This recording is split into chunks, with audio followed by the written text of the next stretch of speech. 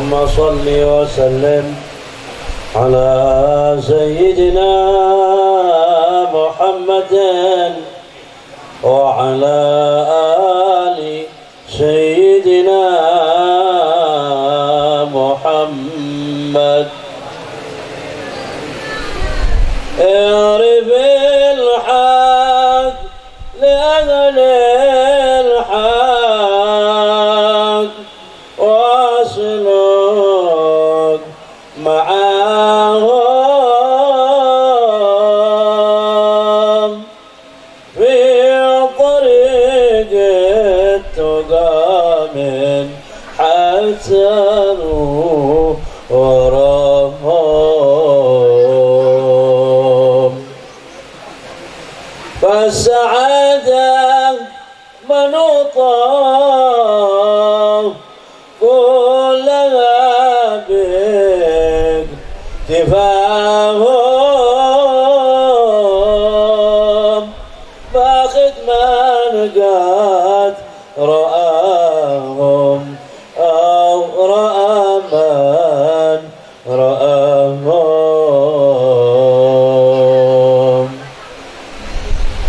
أو تعلق بهم دايم ولازم فناهم، فأنهم قوم ما حد في البرية كما هم. لا ترافق وتصحب في الخليق سواهم، فإنما هناك وفر من هبته أضاهم. جاءت وانعم عليهم بالرضا واجتباهم، يا لهم قوم يرضى ربنا من رضاهم. فاسع فيما سوى اشرب ما لقاهم ما هم، علي يحبوك ربك مثل ما قد حباهم. حيث ما كانوا حضور في مجالس صفاهم، وقد يدعون أمين حين تسمع دعاهم، ويلتمس من مدتهم واستمت من نداهم، فالنبي ما سعى خير الورى مقتداهم. هو دعاهم إلى ربه وشايات بناهم، باتباعه وحبه حقق الله رجاهم. يا غناهم بحب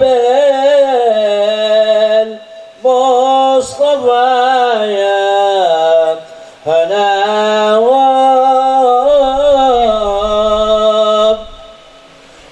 رب بلغني آمالي بجاهه كما هم رب بلغني آمالي بجاهه كما هم والصلاة على خير الورى مصطفاهم والحمد لله رب العالمين.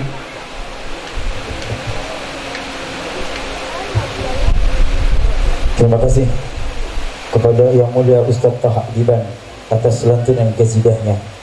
Hadirin wal hadirat yang dirahmati oleh Allah Subhanahu wa taala. Kita lanjutkan dengan Mau'izatul Hasanah yang disampaikan oleh guru kita Habib Zainal Abidin bin Muhsin Al-Hinduan.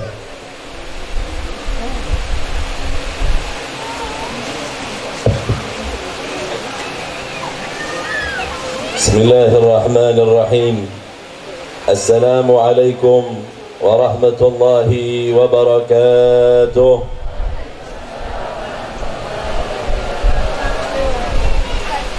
Alhamdulillah. Alhamdulillahilladzi yaktifu idza syaa fi qulubil muridin law'atal irada fayuz'ijuhum ila as-suluki as-sabil as-sa'adah التي هي الإيمان والإبادة ومحو كل رسم وعادة ونصلي ونسلم على سيدنا محمد سيد أهل السيادة وعلى آله وأصحابه سادات القادة. أما بعد،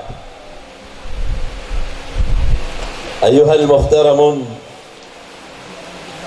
para habaib, para alim ulama, para tuan guru, para masyayikh, segenap para asatid, para kiai, wabil khusus keluarga besar Al-Habib Muhsin bin Ali Al-Hinduan, begitu juga keluarga besar Al-Habib Ali bin Muhammad Al-Mahdali. Semoga Allah Subhanahu wa ta'ala senantiasa curahkan rahmatnya kepada kita semua, amin, Allahumma amin. Hadirin hadirat, ikhwan akhwat yang dimuliakan oleh Allah, sungguh indah pemberian Allah Subhanahu wa ta'ala kepada hambanya. Tak kala dimudahkan untuk bergerak, berjalan, melangkahkan kakinya untuk datang ke tempat yang mulia ini. Sehingganya di tempat ini dihiasilah telinga kita dengan mendengarkan pujian kepada baginda Rasul sallallahu alaihi wasallam. Mudahnya langkah kita, gampangnya telinga kita untuk mendengarkan kekasih Allah Subhanahu wa ta'ala. Mudahnya lisan kita menyebut nama kekasih Allah Subhanahu wa ta'ala, merupakan pemberian Allah Subhanahu wa ta'ala yang sungguh luar biasa kepada kita. Kita dipilih oleh Allah, kita dijadikan oleh Allah sebagai hamba yang kemudian mampu menyebutkan nama baginda Rasul sallallahu alaihi wasallam, bersalawat kepadanya, menyebut namanya, bersalawat kepada keluarga baginda Rasul sallallahu alaihi wasallam, juga kepada para sahabat. Semoga Allah Subhanahu wa ta'ala mencatat ini sebagai sebuah kebaikan yang nantinya kemudian kita berhak untuk mendapatkan syafaat baginda Rasul sallallahu alaihi wasallam. Salawat dan salam kepada keluarga baginda Rasul sallallahu alaihi wasallam, para sahabat, tabi'in, tabi'it tabi'in, wa alaina ma'ahum wa fihim birahmatika ya arhamar rahimin, amin. Hadirin hadirat yang dimuliakan oleh Allah, jika Allah Subhanahu wa ta'ala berikan kepada kita umur yang panjang, maka ketahuilah umur yang panjang bukan merupakan keutamaan. Jika Allah subhanahu wa ta'ala berikan usia ratusan atau ribuan tahun kepada seorang hambanya, maka itu bukanlah sebuah kemuliaan. Jika umur panjang adalah kemuliaan, jika umur yang panjang adalah sebuah keistimewaan, maka ketahuilah, pastilah baginda Rasul sallallahu alaihi wasallam manusia yang akan Allah panjangkan umur. Jika usia panjang adalah kemuliaan, maka pantas kemuliaan tadi diberikan kepada baginda Rasul. Namun ternyata Allah subhanahu wa ta'ala hanya memberikan umur yang tak panjang kepada baginda Rasul, sekitar 62 atau 63 tahun lamanya baginda Rasul sallallahu alaihi wasallam. Umur panjang yang Allah berikan kepada umat Nabi Allah Nuh bukanlah sebuah keistimewaan. Umur panjang yang diberikan kepada Nabi Allah Nuh bukan keutamaan. Seutama-utamanya umur, semulia-mulianya umur adalah umur yang membawa keberkahan, sehingganya dihabiskan di dalam penghambaan kepada Allah. Sebaik-baiknya usia adalah tak kala kita habiskan usia kita di dalam mengingat Allah dan juga bersalawat kepada baginda Rasul sallallahu alaihi wasallam. Maka sesungguhnya setiap hamba berharap kepada Allah umurnya menjadi berkah, walaupun tak sepanjang umur umat Nabi Allah Nuh alaihi salam, akan tetapi keberkahan Allah berikan di dalam umur, sehingganya Allah subhanahu wa ta'ala tak kala berikan umur kita tak terlalu panjang, akan tetapi mampu mengalahkan umat-umat yang terdahulu yang memiliki usia yang panjang. Tanda umur yang berkah adalah walaupun ia telah kembali kepada Allah ratusan tahun yang lalu atau ribuan tahun yang lalu, namanya masih saja disebut, namanya masih terasa hangat, sehingganya setiap kita senantiasa mendengar cerita tentangnya. Bukankah kita seringkali mendengar cerita tentang baginda Rasul? Kemuliaan dan keagungannya dibicarakan oleh manusia yang pertama. Bahkan sampai nanti tiba saatnya, keutamaan dan keistimewaan baginda Rasul akan tetap terlantunkan di setiap lidah yang masih beriman kepada Allah subhanahu wa ta'ala. Usia baginda Rasul 1444 tahun yang lalu, dari awal hijrah baginda Rasul sampai detik ini kita pun masih menyebut namanya, bersalawat kepadanya, menandakan umur yang diberikan oleh Allah kepada baginda Rasul yang hanya kurang lebih 60 tahun adalah umur yang berkah. Sampai detik ini pun kita masih membicarakan kebaikan baginda Rasul sallallahu alaihi wasallam. Ini umur yang berkah.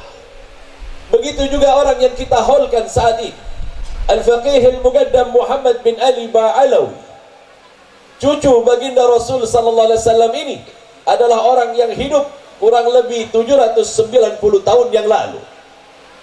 Kebaikannya, ibadahnya, akhlaknya, serta manhajnya di dalam berjalan kepada Allah, semuanya menjadi buah bibir. Sampai detik ini kita masih membicarakan tentang kebaikannya. Inilah keberkahan di dalam umur, bukan terletak kepada panjangnya umur, akan tetapi terletak di setiap lidah manusia yang mau memujinya, yang mau mengagungkannya. Walaupun orang tadi telah kembali jauh sebelum kita, mereka masih menjadi buah bibir kita. Inilah usia yang berkah. Ini usia yang sesungguhnya. Inilah yang dimaksudkan oleh baginda Rasul, khairukum man tala umruhu wa hasuna amaluh. Sebaik-baiknya kalian adalah orang yang panjang umurnya dan baik amalnya. Bisa kita bayangkan, baginda Rasul namanya tetap disebut sampai saat ini di dalam sebuah buku yang ditulis oleh seorang orientalis. Kalimat orientalis ini kadang banyak orang yang masih belum memahaminya. Orientalis adalah orang-orang yang menulis tentang peradaban, pemikiran, segala sesuatu berkenaan dengan sebuah bangsa atau negara. Mereka menulis tentang perjalanan mereka, sehingganya mereka menjadi orang-orang yang kemudian dilukis di dalam sejarah. Kebaikan mereka diabadikan, peradaban mereka dituliskan, Sehingganya mereka orang-orang orientalis kemudian menulis setiap apa yang mereka ketahui agar kemudian mereka sampai kepada puncak pengertian. Seorang orientalis berkebangsaan Jerman bercerita tentang baginda Rasul sallallahu alaihi wasallam. Dia berkata, aku adalah orang yang meneliti tentang perkembangan agama. Segala sesuatu tentang agama yang aku tulis adalah tentang perjalanan agama itu hingga kemudian agama itu meredup dan tak ada lagi yang mengenal tentang agama itu. Baik dari agama-agama samawi ataupun agama-agama ardi. Ada dua agama di muka bumi ini. Agama ardi adalah agama yang dibuat oleh manusia, sedangkan agama samawi biasanya berdasarkan kitab suci yang diturunkan kepada setiap nabi. Maka aku kemudian meneliti satu persatu dari kitab samawi yang diturunkan kepada orang sebelum baginda Rasul, nabi yang diutus sebelum baginda Rasul sallallahu alaihi wasallam. Kulihat agama Yahudi sejak munculnya hingga kemudian musnah dan sedikit para pengikutnya. Maka ketahuilah, ia tak berlangsung lama, baru saja Nabi Allah Musa menjauhkan dirinya dari umatnya, kurang lebih 40 hari berkhalwat, mereka telah menyembah anak sapi.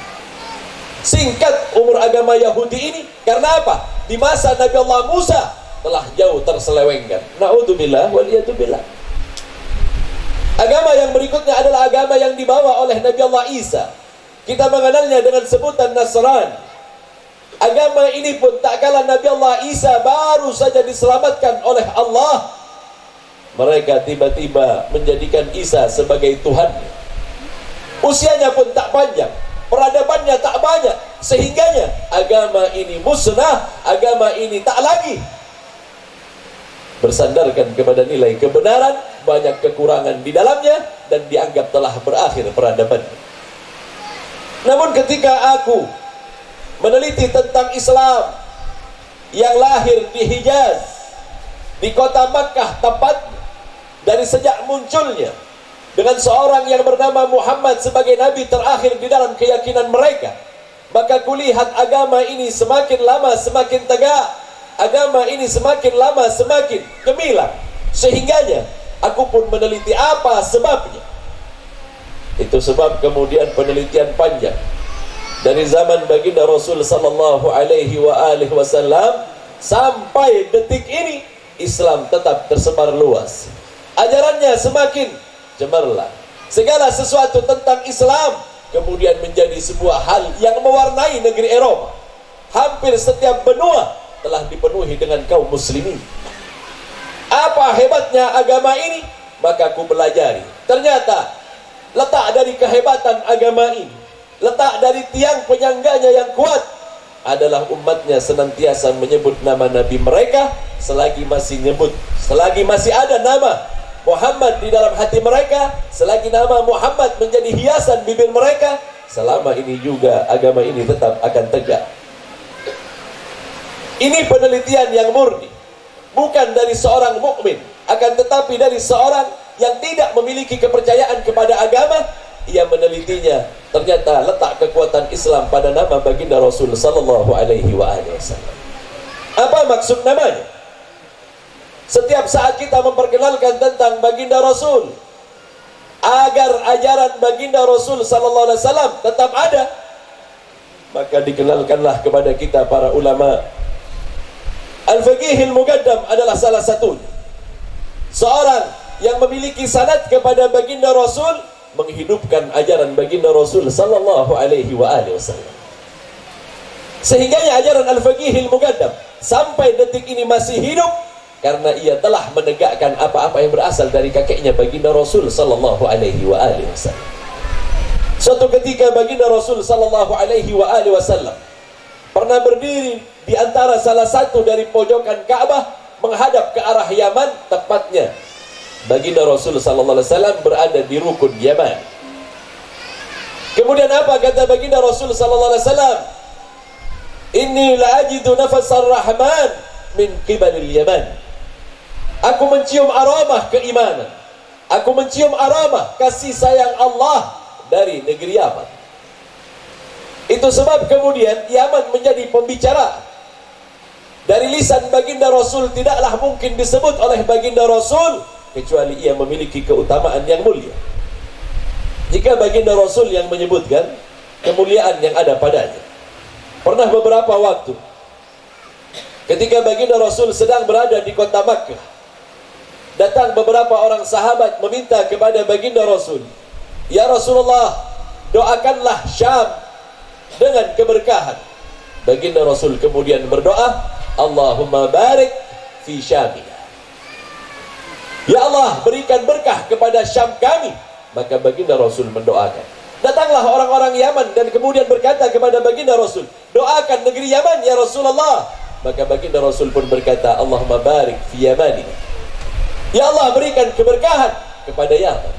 Setiap apa yang terlontar dari lisan baginda Rasul adalah kemuliaan. Apa yang dilakukan oleh baginda Rasul adalah kemuliaan.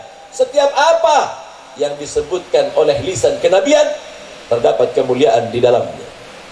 Hingga suatu saat Sayyidina Abu Bakar As-Siddiq pun juga mengisyaratkan tentang Yaman, tentang negeri yang nantinya keluar banyak keturunan baginda Rasul yang menyebarkan Islam sampai ke Nusantara ini. Siapa yang hendak mengelak dari sejarah Islam? Siapa yang mau menutupnya? Bahkan kita tahu persis bahwa Islamnya negeri kita ini karena mereka keturunan baginda Rasul yang berasal dari kota Yaman. Hadirin hadirat yang dimuliakan oleh Allah. Itu sebab hendaklah kita tak kalah mengenang seorang yang didudukkan oleh Allah Subhanahu wa taala di dalam derajat yang tinggi, kita akan mengambil iktibar darinya, mengambil pelajaran darinya. Bukan sekedar datang dan pulang begitu saja tanpa mau menerapkan apa yang pernah diajarkan oleh orang tadi yang ia ambil dari baginda Rasul sallallahu alaihi wasallam. Bicara nasab dari Al-Ustadzul A'zam Al-Faqih Al-Muqaddam Muhammad bin Ali Ba'alawi. Beliau adalah zuriyah baginda Rasul. Al-Ustadzul A'zam Al-Faqih Al-Muqaddam Muhammad bin Ali bin Muhammad bin Ali bin Alwi bin Muhammad bin Alwi bin Ubaidillah bin Ahmad bin Isa Al-Muhajir bin Muhammad ibn Ali Al-Uraidi bin Sayyidina Ja'far As-Sadiq ibn Sayyidina Muhammad Al-Baqir ibn Sayyidina Ali Zain Al-Abidin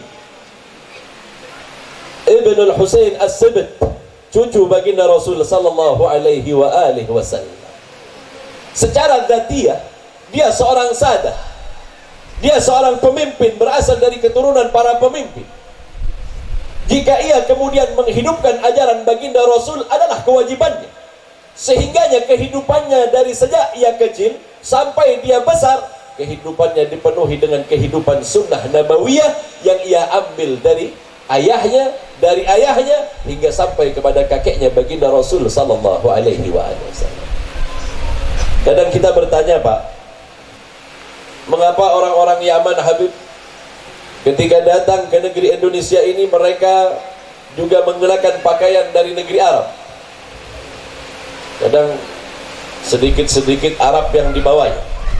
Bedakan antara Arab dan Islam, Pak. Islam datang bersama baginda Rasul.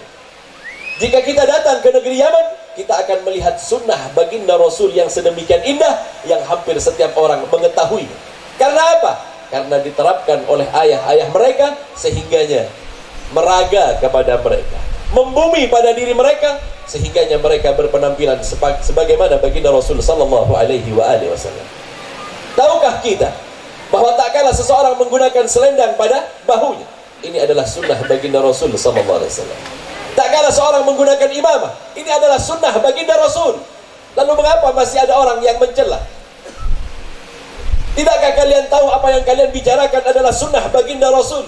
Bermusuhan dengan sunnah baginda Rasul sama halnya engkau bermusuhan dengan baginda Rasul sallallahu alaihi wasallam. Itu sebab jangan kemudian melihat orang pakai imamah, Pak, enggak senang. Naudzubillah wal yadzubillah. Kalau bukan karena busuknya hati, kalau bukan karena bodohnya akalnya, sungguh demi Allah, jika ia mengenal baginda Rasul dari bentuk fisiknya, maka ia pasti mencintai baginda Rasul sallallahu alaihi wasallam. Kadangkala kita mau berangkat ke masjid, kita ambil sebuah selendang untuk menjalankan sunnah baginda Rasul, namun kemudian terbersit di dalam hati kita, jangan, nanti malah diomongin orang. Malu untuk melakukan sunnah agar kemudian orang ngomongin kita. Demi Allah, na'udzubillah, tsumma na'udzubillah. Kalau bukan setan yang membisikkan di dalam hati kita, sungguh bahwa sesungguhnya sunnah baginda Rasul nantinya akan menghilang begitu saja. Na'udzubillah waliyadzubillah. Hidupkan ajaran baginda Rasul sebagaimana Al-Faqihil Muqaddam telah menghidupkannya. Ratusan tahun yang lalu Al-Faqihil Muqaddam telah menggambarkan bagaimana baginda Rasul secara fisiknya, bagaimana pakaiannya, sehingganya tak kala kita menghidupkan sunnah baginda Rasul, dianggaplah kita telah menghidupkan ajaran baginda Rasul sallallahu alaihi wasallam. Jika zaman telah berubah, segala sesuatu ajaran baginda Rasul telah ditinggalkan, bagaimanakah kalian hendak menggambarkan tentang baginda Rasul sallallahu alaihi wasallam? Ini baru bentuk fisiknya, Pak. Lalu bagaimana tentang pendapat baginda Rasul, tentang bagaimana ibadah baginda Rasul? Itu sebab kita adakan haul pada kali ini, agar kita mengenal bagaimana ibadah Al-Faqihil Muqaddam yang merupakan keturunan dari baginda Rasul sallallahu alaihi wasallam. Hadirin hadirat yang dimuliakan oleh Allah, di antara ajaran Al-Faqihil Muqaddam yang pertama adalah al-ilm. Asas di dalam tarekat Alawiyah, manhaj tarekat Alawiyah, al-ilm yang pertama. Ilmu adalah dasar. Dengannya kemudian engkau akan mampu melakukan setiap ibadah dengan keilmuanmu. Dengannya kemudian engkau tak bisa dibohong. Dengannya kemudian dengan ilmumu engkau selamat, karena dengan ilmulah kemudian segala sesuatu dapatlah kita perbuat. Bisa kita bayangkan, jika orang hanya mau melakukan ibadah, dia mau sholat, akan tetapi ia tak tahu bagaimana sholat.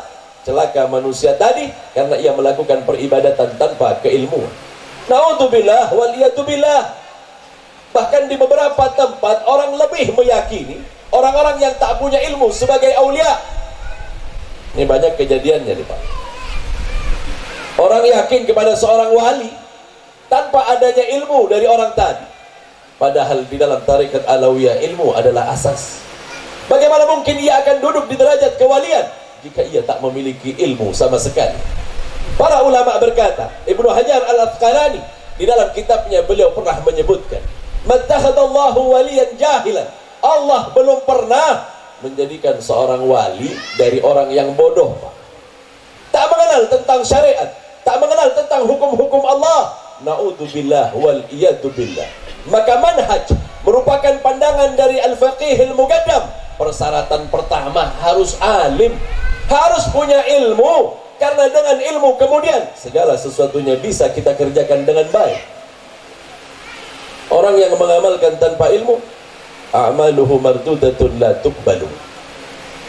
Orang yang mengamalkan sesuatu, maka tertolak dengan sendirinya ibadah, tertolak setiap kebaikan yang dia kerjakan, karena ia tak memiliki keilmuannya. Apa gunanya ia beramal? Apa gunanya ia beribadah jika ia tak memiliki keilmuan sama sekali? Itu sebab merupakan asas awal di dalam tarekat Alawiyah adalah al-ilmu. Hendaklah kalian belajar terlebih dahulu. Ilmu asas. Dan ketahuilah, ketika seseorang diberikan oleh Allah Subhanahu wa ta'ala keilmuan, berarti orang ini adalah orang yang dipilih oleh Allah Subhanahu wa ta'ala. Sebab ilmu tidak akan datang kecuali kepada orang-orang yang disukai oleh Allah, diridhai oleh Allah. Namun ketika ilmu telah ada, ketika ilmu telah kita dapat, na'udzubillah wal iyadzubillah, dari tidak mengamalkan apa yang kita kerjakan. Maka asas yang kedua di dalam tarekat Alawiyah adalah hendaklah engkau beramal. Karena hakikat orang yang alim, al-alim bil amal, orang yang alim itu ngamalkan, Pak, bukan cuma ngomong. Na'udzubillah wal iyadzubillah. Jika ilmu yang ia miliki kemudian ia tak amalkan, ibarat buah yang tak ada buah, ia ibarat pohon yang tak ada buahnya. Sungguh demi Allah, orang alim yang tak mengamalkan ilmunya, kelak akan Allah siksa sebelum mereka para penyembah berhala disiksa oleh Allah Subhanahu wa ta'ala. Maka asas yang kedua, mengamalkan. Nggak usah banyak-banyak, kita ambil beberapa sunnah baginda Rasul pada setiap harinya. Maka ketahuilah, sunnah baginda Rasul sallallahu alaihi wasallam akan hidup di dalam rumah tangga kita. Ini kesulitan kita ketika kita mengetahui sunnah baginda Rasul, di dalam rumah aja nggak kita amal. Bukankah baginda Rasul itu contoh yang sempurna? Kadangkala baginda Rasul contoh sebagai seorang ayah kepada Sayyidah Fatimah. Bukankah baginda Rasul adalah seorang kakek kepada cucu-cucunya Al-Hasan dan Al-Husain dan yang lain? Bukankah baginda Rasul adalah seorang panglima di dalam peperangan? Bukankah baginda Rasul seorang ayah? Bukankah baginda Rasul seorang guru? Bukankah baginda Rasul seorang suami? Ini harus diperhatikan betul. Sehingganya mereka yang menghidupkan sunnah baginda Rasul di dalam rumah tangga, ia adalah orang yang hendak memperkenalkan baginda Rasul di dalam sebuah rumah tangga. Pak, banyak riwayat tentang kehidupan di dalam rumah tangga. Setidaknya setiap kita ini adalah pemimpin. Setiap kita ini adalah orang yang kemudian memiliki keluarga. Jika kita seorang suami, maka jadilah suami sebagaimana baginda Rasul sallallahu alaihi wasallam. Bagaimana baginda Rasul di dalam keluarganya, Habib? Paling banyak riwayat tentang baginda Rasul di dalam rumah tangga adalah di dalam riwayat Sayyidah Aisyah. Itu sebab beberapa orang sahabat yang hanya mendapati masa baginda Rasul tak lama, mereka mendatangi Sayyidah Aisyah kemudian berkata, "Ya ummana, wahai ibu kami,